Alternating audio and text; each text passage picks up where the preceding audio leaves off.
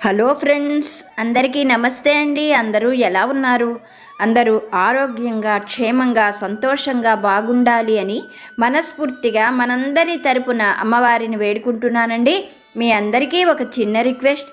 కొత్తగా ఎవరైనా మన ఛానల్ని చూస్తున్నట్లయితే ఛానల్ని సబ్స్క్రైబ్ చేసుకోండి. వీడియోని పూర్తిగా చూడడానికి ప్రయత్నం చేయండి. వీడియో నచ్చితే ఒక లైక్ చేసి సపోర్ట్ చేయండి. అలాగే నన్ను సపోర్ట్ చేస్తున్న ప్రతి ఒక్కరికి పేరు పేరున నా హృదయపూర్వక ధన్యవాదాలు. మనం కోరుకుంటున్న ప్రతి కోరికను బాబాగారు తప్పకుండా అనుగ్రహిస్తారు. మనందరిపైన ఆ సాయి సద్గురువుల అనుగ్రహం ఎల్లప్పుడూ ఉండాలి అని మనస్ఫూర్తిగా బాబాగారిని ప్రార్థిస్తున్నాను. ఈరోజు బాబాగారు ఒక మంచి సందేశాన్ని మనకి అనుగ్రహించారు. బాబాగారు మనకి ఏం తెలియజేశారో భక్తితో, శ్రద్ధతో వినడానికి ప్రయత్నం చేయండి. తల్లి, నీకు గురువాకుగా ఈ మంచి మాటను చెప్పబోతున్నాను కనుక శ్రద్ధాభక్తులతో విను. నువ్వు నన్ను ఏది కోరుకుంటున్నావో అది నీకు చాలా విలువైనది అన్న విషయం నాకు బాగా తెలుసు. దానిని నువ్వు పొందడానికి చాలా శ్రమ పడవలసి ఉంటుంది. ఎంతో సహనంతో కూడా ఎదురు చూడవలసి ఉంటుంది. బిడ్డ, ఏదైనా సరే కోరుకోగానే చేతికి అందదు. నువ్వు కావాలి అనుకున్న దానికోసం సరి అయిన రీతిలో ప్రయత్నించాలి. మన ప్రయత్నం ఫలించడం కోసం సంపూర్ణంగా భగవంతుడి అనుగ్రహం కూడా కావాలి. తల్లి, ఎప్పుడు నాపైన నీ నమ్మకాన్ని మాత్రం పోగొట్టుకోకు. నీకు కావలసినవి నేను నీకు తప్పకుండా అనుగ్రహిస్తాను. అయితే నువ్వు నన్ను ఈ ప్రశ్నను పదే పదే అడుగుతున్నావు. ఇంకా ఎంతకాలం నేను ఎదురు చూడాలి బాబా అని నన్ను అడుగుతున్నావు కదా. చాలా త్వరలోనే నీ ప్రశ్నకు నేను సమాధానాన్ని చెప్పబోతున్నాను. నేను నీకు ఎప్పుడూ కూడా అన్యాయం చెయ్యను. ముఖ్యంగా నేను నీతో ఈ విషయాన్ని చెప్పాలి అని అనుకుంటున్నాను. నువ్వు కోరుకుంటున్నది ఏదైనా సరే అది నీకు తప్పకుండా నేను ఇచ్చే తీరుతాను. కానీ అది అందుకోవడానికి నువ్వు ఒక పెద్ద పరీక్షను ఎదుర్కోవలసి వస్తుంది. కనుక నేను చెప్పే ఈ మాటను శ్రద్ధగా విను. భయపడకు, ధైర్యంగా అడుగులు ముందుకు వేయి. నీ సాయి నీకు ఎప్పుడూ కూడా మేలే చేస్తారు అన్న నమ్మకంతో నీ ప్రయత్నాన్ని నువ్వు చెయ్యి. ఆ తరువాత ఫలితాన్ని అనుగ్రహించేది నేను మాత్రమే అని బాబాగారు చాలా మంచి సందేశాన్ని మనకి అనుగ్రహిస్తున్నారు. మనం ఏదైనా కోరికను బాబాగారి దగ్గర కోరుకున్నప్పుడు ఆ కోరిక తీరడం లేదు అని మనం ఎంతగానో ఆలోచిస్తాం. పదే పదే బాబాగారిని అడుగుతూ ఉంటాం. కానీ మనం ఆ కోరిక తీరేందుకు ఎంతగానో కష్టపడవలసి ఉంటుంది. ఏదైనా సరే ఊరికే రాదు అని బాబాగారు పదే పదే మనకి తెలియజేస్తూనే ఉంటారు. ఆ కోరిక తీరడం కోసం మనం ప్రత్యేకంగా అర్హతను పొందాలి, యోగ్యతను పొందాలి. బాబాగారు ఇచ్చేందుకు ఎప్పుడు సిద్ధంగానే ఉంటారు. తీసుకునేందుకు కూడా మనకు అర్హత కావాలి అని బాబాగారు చెబుతున్నారు. మన సాయి తండ్రి చెబుతున్న ఈ మాటలలోని పరమార్థాన్ని ఆ బాబాగారి అనుగ్రహంతో ఒక చక్కటి కథ రూపంలో తెలుసుకోవడానికి ప్రయత్నం చేద్దాం. వీడియోని స్కిప్ చేయకుండా చూడండి. వీడియో నచ్చితే లైక్ చేసి సపోర్ట్ చేయడం మాత్రం మర్చిపోకండి. పూర్వం ఒకానొక గ్రామంలో ఒక గొప్ప బ్రాహ్మణ కుటుంబం నివసిస్తూ ఉండేది. ప్రతినిత్యము వారు అత్యంత భక్తి శ్రద్ధలతో దేవతార్చన చేస్తూ ఉండేవాళ్ళు, అనుష్ఠానాలు చేస్తూ ఉండేవాళ్ళు. ఆ బ్రాహ్మణుడు దేవాలయాల్లో పురోహితం అది చేస్తూ గ్రామంలో శుభకార్యాలు జరిపిస్తూ తన జీవితాన్ని కొనసాగించేవాడు. వాళ్లకు వివాహం జరిగిన చాలా కాలం వరకు సంతానం కలగలేదు. తరువాత భగవంతుడి అనుగ్రహంతో వాళ్లకు ఒక మగపిల్లవాడు కలిగాడు. తల్లి తండ్రి కూడా ఆ పిల్లవాడికి ఉపేంద్రుడు అని పేరు పెట్టి ఎంతో గారాబంగా అల్లారుముద్దుగా పెంచుకోసాగారు. ఉపేంద్రుడికి 5 సంవత్సరాల వయస్సు వచ్చేసరికే అతడి తల్లి అనారోగ్య సమస్యలతో మరణించింది. మరొక వివాహం చేసుకుంటే ఆ పిల్లవాడిని సరిగ్గా చూడరేమో అన్న ఉద్దేశంతో ఉపేంద్రుడి తండ్రి మరొక వివాహం చేసుకోకుండా తల్లి తండ్రి అన్నీ తానే అయి ఆ పిల్లవాడిని ఎంతో అపురూపంగా పెంచాడు. కొన్నాళ్లకు ఆ పిల్లవాడికి ఉపనయనం కార్యక్రమాలు పూర్తి చేసి తండ్రి తనే గురువుగా ఉండి ఆ పిల్లవాడికి పురోహితానికి సంబంధించిన అన్ని విషయాలను కూడా నేర్పించేవాడు. ఇలా ఉండగా ఉపేంద్రుడు పెరిగి పెద్దవాడవుతూ ఉన్నాడు. ఏ విషయమైనా కానీ ఉపేంద్రుడు చెప్పగానే అందుకునేవాడు. కానీ అతనికి చాలా కోపం ఎక్కువ. తండ్రి అతన్ని ఆ కోపాన్ని పోగొట్టుకోమని, ఆ కోపం వల్ల ఎన్నో ఇబ్బందులు ఎదుర్కోవలసి వస్తుందని కుమారుణ్ణి పదే పదే హెచ్చరించేవాడు. ఇలా కాలం గడుస్తూ ఉన్నది. ఉపేంద్రుడు 20 సంవత్సరాల యువకుడయ్యాడు. ఒక రోజున తండ్రి అతడిని పిలిచి, నాయనా, నేను పెద్దవాడినైపోయాను. ఇప్పుడు ఊళ్ళోకి వెళ్ళి పురోహితాది కార్యక్రమాలు చేసే శక్తి నాకు లేకుండా పోయింది. నా మాట విని నువ్వు ఈ కార్యక్రమాలను చేస్తూ మన కులవృత్తిని కొనసాగించు అని కొడుకుని కోరుకున్నాడు. అయితే ఉపేంద్రుడికి ఆ పని చేయడం ఏమాత్రమూ ఇష్టం లేదు. అందుకనే తన అయిష్టాన్ని తెలియజేస్తూ తండ్రితో, తండ్రి గారు, మీరు నన్ను క్షమించాలి. నాకు ఈ పని చేయడం ఏమాత్రం ఇష్టం లేదు. నేను ప్రపంచంలో చాలా గొప్పవాడిని కావాలి అని పదే పదే మనసులో అనుకుంటున్నాను. అందుకోసం ప్రపంచాన్ని శాసించగలిగే గొప్ప మంత్రశక్తులను నేర్చుకోవాలని నా ఆశ. ఇన్నాళ్ళు నేను మీతో ఈ విషయం చెప్పలేకపోయాను. నా కోరికను మన్నించి నాకు మంత్రశాస్త్రాన్ని నేర్పించగల గురువు ఎవరైనా ఉంటే దయతో చెప్పండి అని అడిగాడు ఉపేంద్రుడు.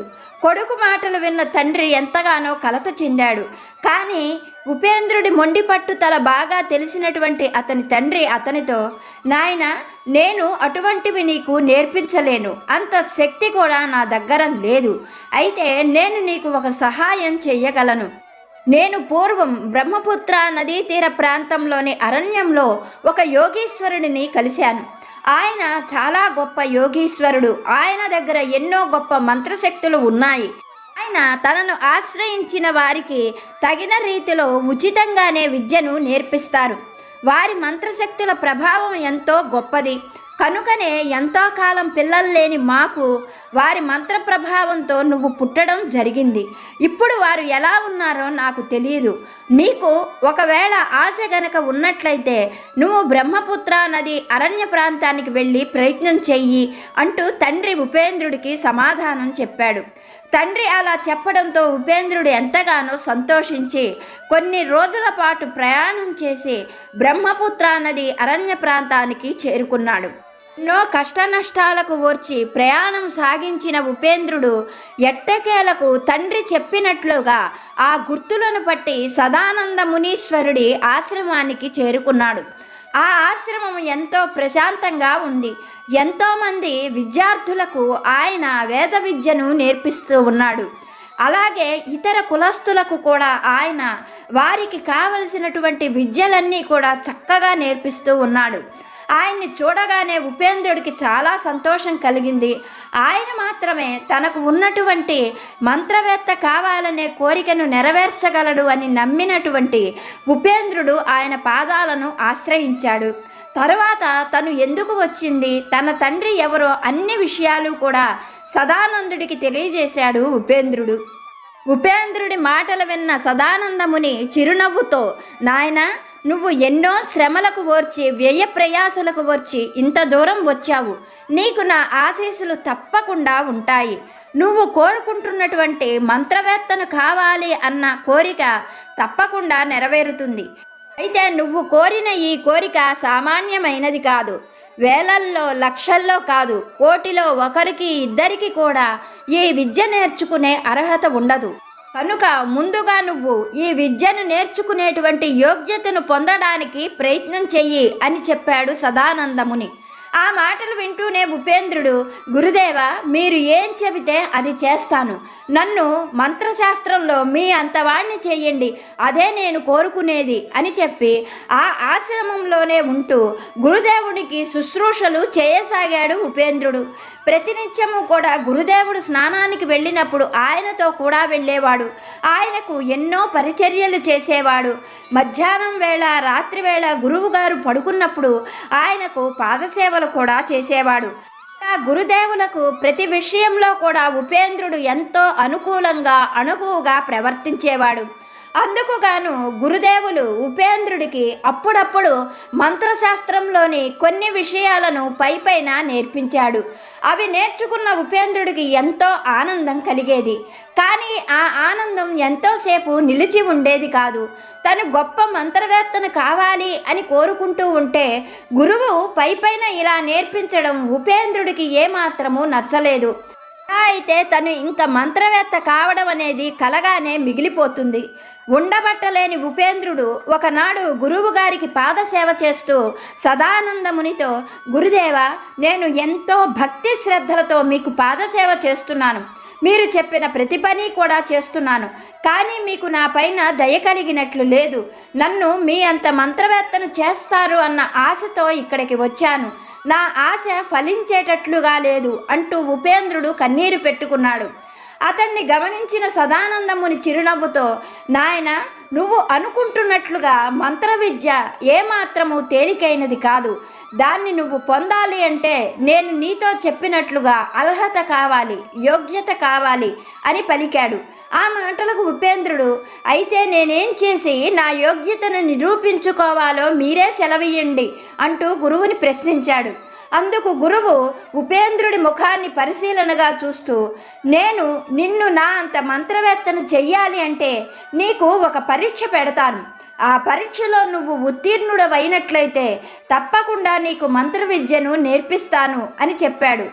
మాటలకు సంతోషించిన ఉపేంద్రుడు సదానంద మునితో, నేను ఏం చెయ్యాలో చెప్పండి, నా ప్రాణమైనా సరే సంతోషంగా మీ పాదాలకు సమర్పించుకుంటాను అంటూ ఎంతో వినయంగా చెప్పాడు. అందుకు గురువు సదానందుడు చిరునవ్వుతో, నువ్వు అంత పని చేయవలసిన అవసరం లేదు. ఈ దేశాన్ని పరిపాలిస్తున్నటువంటి మహారాజుకి ఏకైక కుమార్తె ఇందుమతి, చక్కటి సౌందర్యవతి. నువ్వు ఆమెను ఒప్పించి వివాహం చేసుకో. ఆమెను వివాహం చేసుకొని నువ్వు నా దగ్గరకు వస్తే నాకు తెలిసిన సమస్తమైన మంత్ర విద్యలను నీకు ఉపదేశిస్తాను. నువ్వు నా అంతవాడివి అవుతావు అని చెప్పాడు సదానందముని. ఆ మాటలు వింటూనే ఉపేంద్రుడు ఎంతగానో సంతోషించాడు.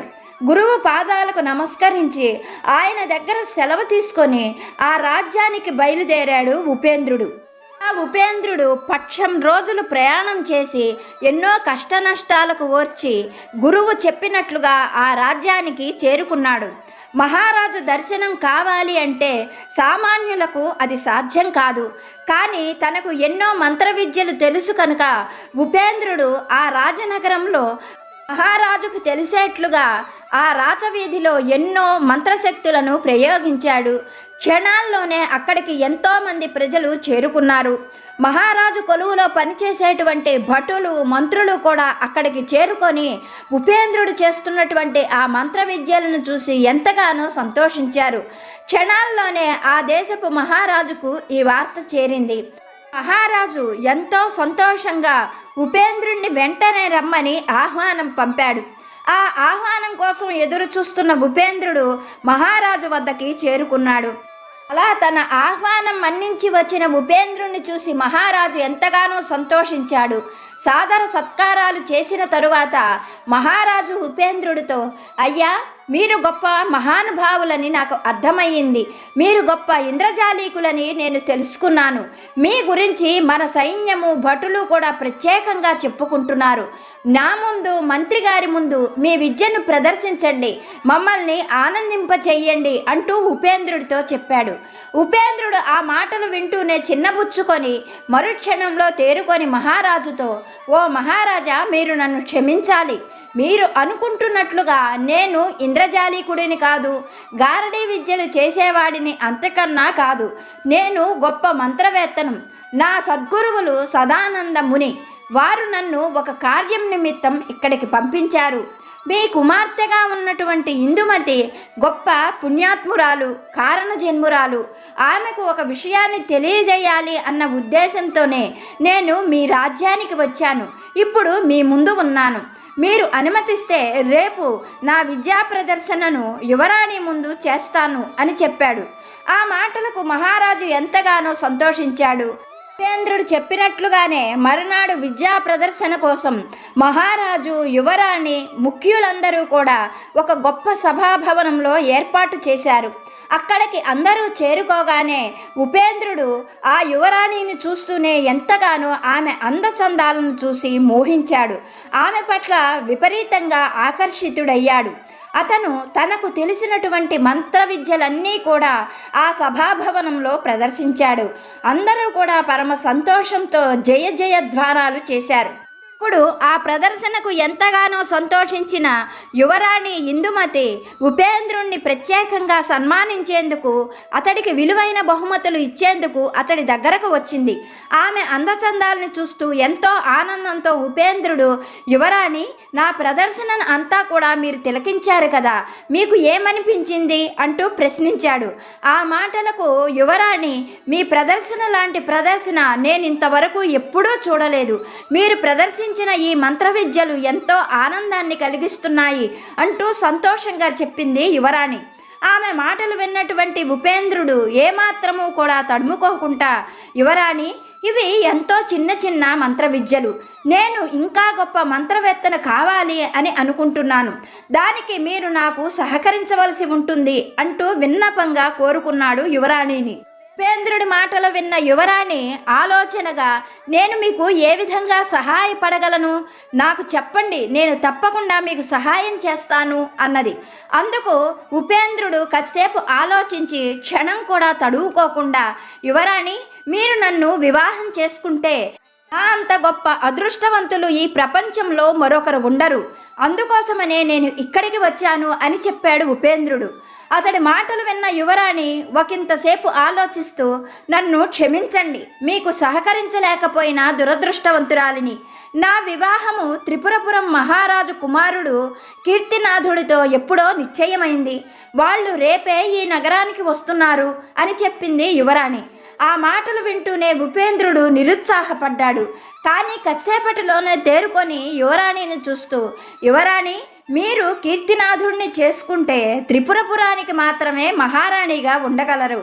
కానీ నాలాంటి ఒక గొప్ప మంత్రవేత్తను చేసుకున్నట్లయితే ఈ ప్రపంచం మొత్తానికి కూడా మీరు ఏలిక కావచ్చు అని చెప్పాడు ఉపేంద్రుడు.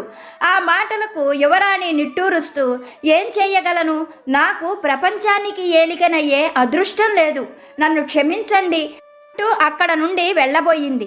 కానీ ఉపేంద్రుడికి విపరీతమైన కోపం కలిగి, మీ వివాహం ఎలా జరుగుతుందో నేను చూస్తాను, నాకు కానిది మరెవరికీ కానివ్వను అంటూ కోపంగా అక్కడ నుండి వెళ్ళిపోయాడు.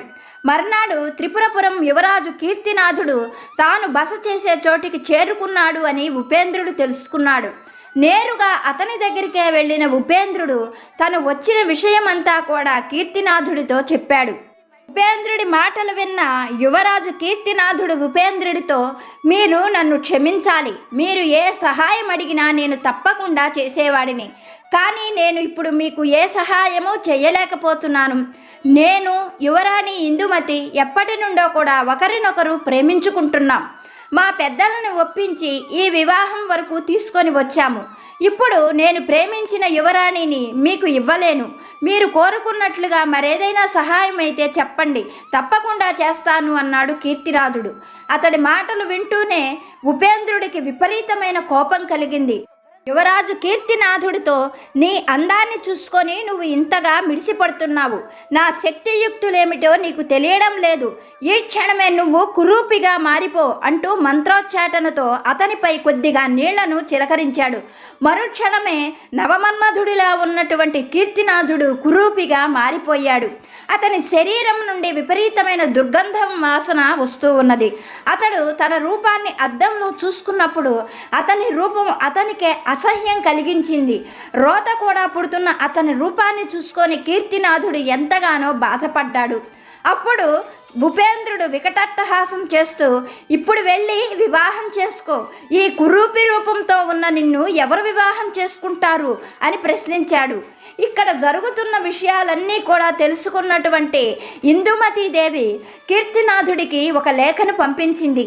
నేను మీ రూపాన్ని కాదు, మీ మనస్సును మాత్రమే ప్రేమించాను కనుక పెద్దవాళ్ళు నిర్ణయించిన ఈ లగ్నానికే మన వివాహం జరుగుతుంది అంటూ ఒక లేఖను పంపించింది కీర్తినాథుడికి. కీర్తినాథుడు ఆ లేఖను ఉపేంద్రుడికి చూపిస్తూ, మా ప్రేమ ఎంతో గొప్పది, ఎలా ఉన్నా సరే నన్ను వివాహం చేసుకుంటాను అని యువరాణి కబురు పంపించింది అంటూ సంతోషంగా చెప్పాడు. ఆ మాటలకు ఉపేంద్రుడు ఒకంత మనస్సులో బాధపడుతూ, యువరాజా, ఆమె ప్రేమ చాలా గొప్పది, ఆ విషయం నాకు తెలుసు. కానీ మరి నీ సంగతి ఏమిటి? ఈ కురూపి రూపంతో నువ్వు ఆమెను ఏ విధంగా సంతోషపెట్టగలవు? మీరిద్దరూ ఎలా ఆనందంగా గడపగలరు? నువ్వు ఆమెకు తగిన వాడినని ఎలా అనుకోగలుగుతున్నావు అంటూ ప్రశ్నించాడు. ఆ మాటలకు యువరాజు, నేను ఆమెకు తగిన వాడిని అవునో కాదో ఆ విషయం ఇందుమతే నిర్ణయించుకుంటుంది. మధ్యలో నువ్వు ఈ విషయాన్ని గురించి ఎక్కువగా ఆలోచించవలసిన పని లేదు. నువ్వు అనుకుంటున్నట్లుగా ఇందుమతి నిన్ను ఎప్పటికీ వివాహం చేసుకోదు. అలాగే ఇందుమతి ఏ రూపంలో ఉన్నా ఎలా ఉన్నా సరే నేను ఆమెనే వివాహం చేసుకుంటాను. అలాగే నేను ఎలా ఉన్నా సరే నన్నే ఇందుమతి వివాహం చేసుకుంటుంది. మా ప్రేమ చాలా పవిత్రమైనది. మా వివాహం ఖచ్చితంగా జరిగే తీరుతుంది అంటూ గట్టిగా చెప్పాడు కీర్తినాథుడు. చెయ్యగలిగిందేమీ లేకపోయింది ఉపేంద్రుడికి. అనుకున్న సమయానికే కీర్తినాథుడికి ఇందుమతికి ఘనంగా వివాహం జరిగింది. విధంగా వాళ్ళ వివాహం ఆపాలి అని ఉపేంద్రుడు ఎన్నో ప్రయత్నాలు చేసిన పవిత్రమైన ప్రేమ వల్ల వాళ్ళ వివాహం అంగరంగ వైభవంగా జరిగింది. అలా వివాహం జరగగానే కీర్తినాథుడి మీద ఉపేంద్రుడు ప్రయోగించిన మంత్ర ప్రభావం పూర్తిగా తొలగిపోయింది. అతనికి యథాప్రకారంగా మళ్ళీ అతని పూర్వపు రూపం రావడం జరిగింది. ఇదంతా గమనిస్తున్న ఉపేంద్రుడు ఎంతగానో సిగ్గుపడ్డాడు. అవమానం తట్టుకోలేక అక్కడ నుండి మళ్ళీ సదానందముని ఆశ్రమానికి చేరుకున్నాడు. అక్కడికి చేరుకున్నటువంటి ఉపేంద్రుడు మునిపాదాలకు నమస్కరించి, గురుదేవా, నేను ఎంతగానో ప్రయత్నించాను. వాళ్ళ వివాహాన్ని నేను ఆపలేకపోయాను. నాకు శక్తి సరిపోలేదు అంటూ వినయంగా చెప్పాడు. ఉపేంద్రుడు చెప్పిన మాటలను ఓపికగా వింటున్న సదానందముని ఉపేంద్రుడి మొహాన్ని తేరిపారా చూసి ఒక్క క్షణకాలం కన్నులు మూసుకొని నిట్టూరుస్తూ, నాయన, నువ్వు మంత్రవేత్త అయ్యేందుకు యోగ్యత నీకు లేదు. నువ్వు ఆ అర్హతను కోల్పోయావు. సహనం లేని వారికి ఈ విద్యలను నేను ఉపదేశించలేను. నీకున్న కొద్దిపాటి విద్యలతోటే కీర్తినాథుణ్ణి కురూపిని చేశావు. ఎన్ని చేసినా వాళ్ళ ప్రేమను నువ్వు జయించలేకపోయావు. కనుక నీకు నేను మంత్ర విద్యను ఉపదేశించలేను అంటూ నిష్కర్షణగా చెప్పాడు సదానందుడు. చెయ్యగలిగింది ఏమీ లేక ఉపేంద్రుడు తను చేసిన తప్పేమిటో అర్థమవ్వడం చేత అక్కడ ఉండలేక తిరిగి తన గ్రామానికి వెళ్ళిపోయాడు. తండ్రి చెప్పినటువంటి ఆ వృత్తినే కొనసాగిస్తూ సహనంతో శాంతంతో ఉండేందుకు ప్రయత్నిస్తూ చక్కటి జీవితం కోసం కృషి చేయసాగాడు ఉపేంద్రుడు. మనకు మన సాయి తండ్రి చెప్పేది ఇదే. ఏదైనా నువ్వు కోరుకున్నది విలువైనదై ఉంటుంది. అది పొందడం కోసం యోగ్యత, అర్హత నీకు చాలా అవసరం. వాటి కోసమని నువ్వు సహనంతో ఎదురు చూడవలసి ఉంటుంది. గురువుపై నమ్మకంతో ప్రయత్నం చేయి. తప్పకుండా నువ్వు విజయం సాధిస్తావు అని బాబాగారు ఒక మంచి సందేశాన్ని మనకి అనుగ్రహించారు. ఇప్పటి వరకు వీడియో చూసిన మీ అందరికీ పేరు పేరున నా హృదయపూర్వక ధన్యవాదాలు. మరొక మంచి వీడియోతోటి మన సాయి దివ్యాశిస్సులతోటి మళ్ళీ కలుసుకుందాం. సర్వే జన సుఖినో భవంతు.